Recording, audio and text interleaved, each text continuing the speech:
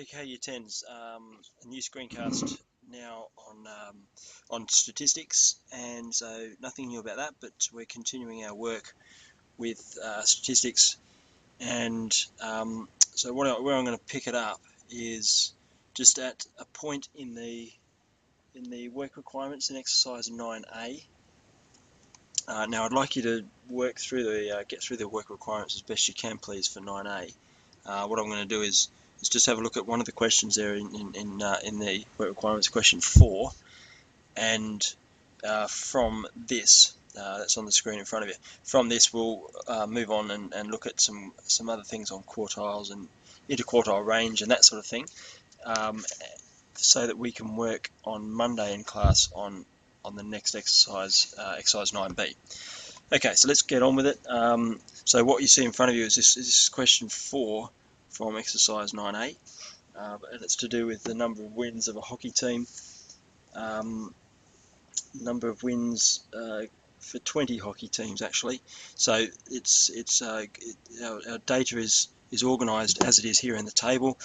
Most of you are getting to this point in the lesson, so you'll have this. I just wanted to make a few points clear, and that is when we're doing a histogram, we must start in just slightly from our vertical axis. So we don't come in close on or right up against the vertical axis, the frequency axis. We just start out here. So and then on the right hand end of our columns is the upper bound. So in our first group is 0 to 5, and the frequency is 5. So I'm going to take up, you're going to use a ruler obviously, but that goes up to 5 there. That's our frequency for the 0 to 5 band. The 5 up to 10 band goes up to 9. Make sure your scale is absolutely spot on. You're using an equal scale, and these columns are the same width.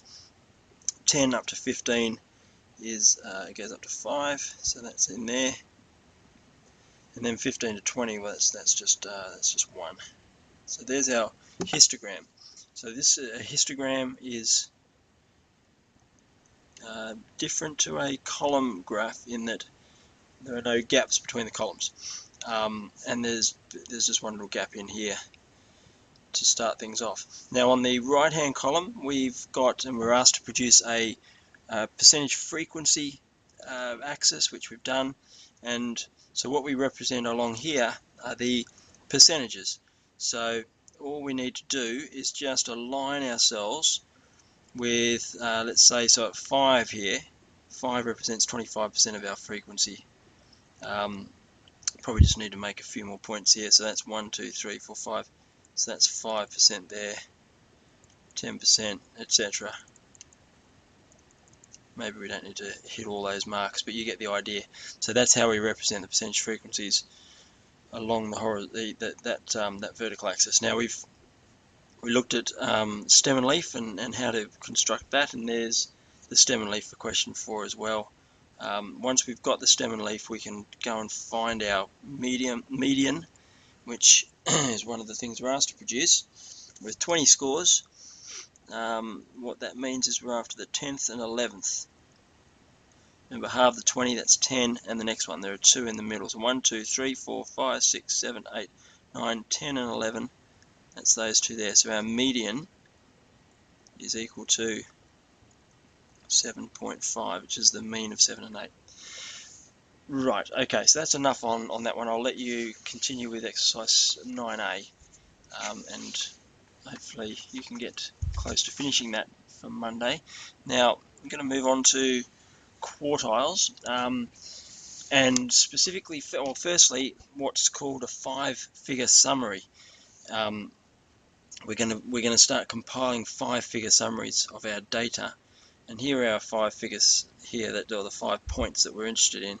The minimum value, the lower quartile, which is a quarter of the way along the set of data, if that data is written in order from smallest to largest. Median, bang in the middle, upper quartile, and the maximum value. So that's the 5-figure summary. So in order to do that, we're going to have to find the quartiles, and I've just headed up here how to find the quartiles. So if there's an even number of scores, so again, like with mean, median, we have to make two cases here. An even number of scores. If there are an even number of scores. Now the quartiles are like the median, except where the median splits a group in half, quartiles split them in quarters. So case 1, even number of scores. So let's have a little look at, say, I don't know, 8 scores maybe. I'll go 2, 3, 4, 4, 6, 7, 1, 2, 3, 4, 5, 6, 7, 9. So I've got 8 scores there. Now with an even number of scores, this is how we find our quartiles. We split the group in two because we've got an even number. That's going to be easy to do. So we go 1, 2, 3, 4, and we split in two. So we've got 4 in the lower half and 4 in the upper half. Excuse me. Now the lower quartile, or the minimum value in this case, is right there. That's the minimum value, obviously. There's the maximum value there. That's not difficult. The 3 in the middle are the lower quartile, the median, and the upper quartile. Now, the median is in here, is the mean of those two. So that's Q2, or the median, which equals 4 plus 6, 10 divided by 2, 5. So our Q2 here is 5. Now the Q1 and Q3, these might be new measures for you, but they are found. We've split the group in two, so think of this now as a group of 4. 1, 2, 3, 4. We find the median of that group of 4. So it's these two numbers here that form Q1. 3 plus 4 divided by 2, so it's 3.5. And it's these two numbers here that form Q3. 7 and 7, well, that's just 7. So there's our, excuse me, a 5-figure summary is now minimum, Q1, Q2, Q3, and our max value. And then we can go on in the next section. We'll go and look at box plots. That's a natural lead on from this. But just to emphasize, with an even number of scores, split the group in two. The median of the lower half is your Q1. The median of your upper half is Q3. And you'll remember that the two center scores is your Q2. So the two center scores with an even number of scores. Find the mean of those. You've got your median. Max and min value go without saying. If there are an odd number of scores, so we'll look at that case now. So I'll put together, let's put together 9 scores.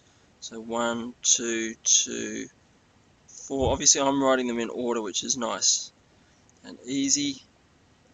1, 2, 3, 4, 5, 6, 7, 8, 9. That's 9 scores. So that's an odd number of scores. Now the median, so the first thing we do is go to the middle. 1, 2, 3, 4, 5. This is our middle score. That's Q2. And that's equal to 4. So we take that out of the equation now. That's gone. And we've got 1, 2, 3, 4 below it, and 1, 2, 3, 4 above it. So Q1 will be the median of the lower 4. So Q1 is equal to 2. 1, 2, 3, 4. Q3, sorry, is equal to 7. There's our highest, our max value, and our min value is there. So our 1, 2, 3, 4, 5-figure summary is found for an odd number of scores in that way. For an even number of scores, been discussed there. So our interquartile range is found by taking Q3 and subtracting Q1. So let's just write that down. So firstly, you know what the range is. That's the maximum value minus the minimum value. But what's called our interquartile range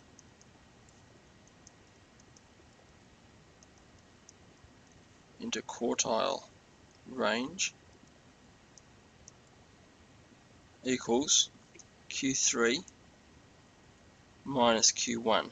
So in this example here, our interquartile range, often shortened to IQR, is equal to 7 minus 2. So that's 7 minus 2, which is 5.